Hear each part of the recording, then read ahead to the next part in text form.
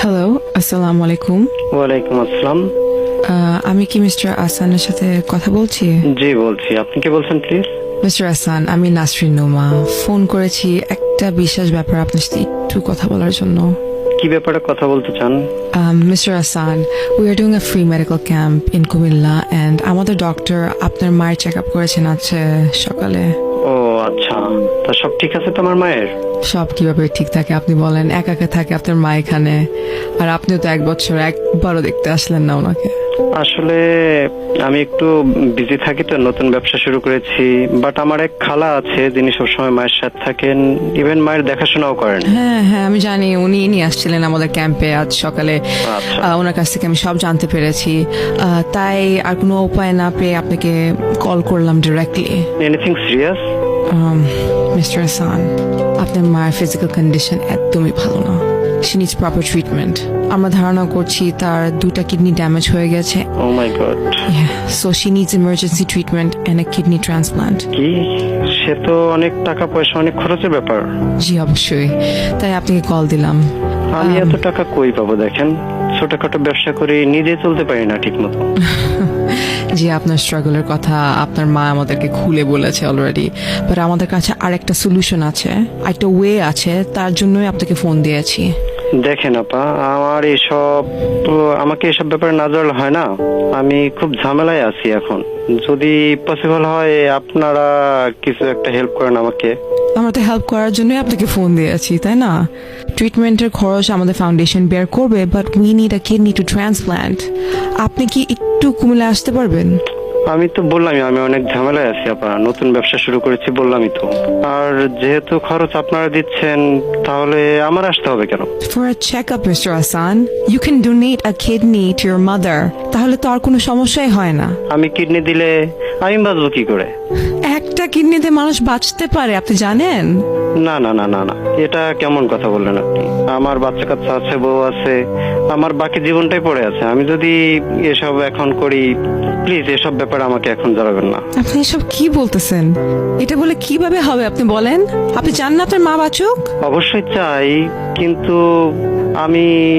আপনি আমাকে যা করতে বলছেন তা সম্ভব না আসলে আপা।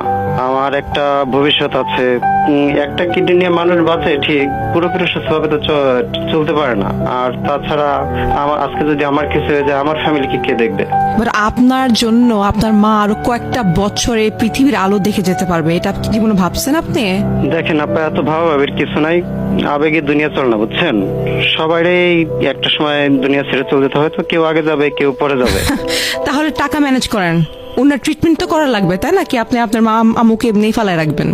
দেখেন আপা, আমি তো আপনার বললামই, আমি নতুন ব্যবসা শুরু করছি, ব্যবসার অবস্থাও খুব একটা ভালো না। আমি হয়তো বড় জোর 20,000 টাকা ম্যানেজ করতে পারবো। এই টাকা কিছু হবে না ভাই, এইভাবে তো আপনার মা মারা যাবে, আপনি বুঝতেছেন না? দেখেন, আমি কি করব? তাছাড়া আল্লাহর নির্দেশ হলে আমরাই বা কি করতে পারি বলেন? আল্লাহর মার আল্লাহ নিয়ে যাবে, আমার এর চেয়ে আর বেশি কিছু বলার নেই। এটা কি কথা বলতেছেন আপনি? আপনি আপনার মাকে বাঁচাতে চান না? দেখেন আপা, আপনি এত উত্তেজিত হচ্ছেন কেন? মা তো আমার, আপনার তো না। আপনার মায়ের পাশে আমি সকাল থেকে দাঁড়ায় আছি। I saw her suffer. আপনি যদি এখানে থাকতেন 1 মিনিটের জন্য আপনি বুঝতেন। আচ্ছা, সেটার জন্য আমি দেখেন আপা, আপনার পেছাল না, আমি অনেকক্ষণ অনেক না, সহ্য এটা করছি। বলতে পারেন না। আপনার পেছাল আমি অনেক No, সহ্য করছি। আপনি আর জানেন না করতে পারবো আপনার মা আমি- আপনাকে কত ভালোবাসে, আপনি জানেন না এগুলা। How can you say this?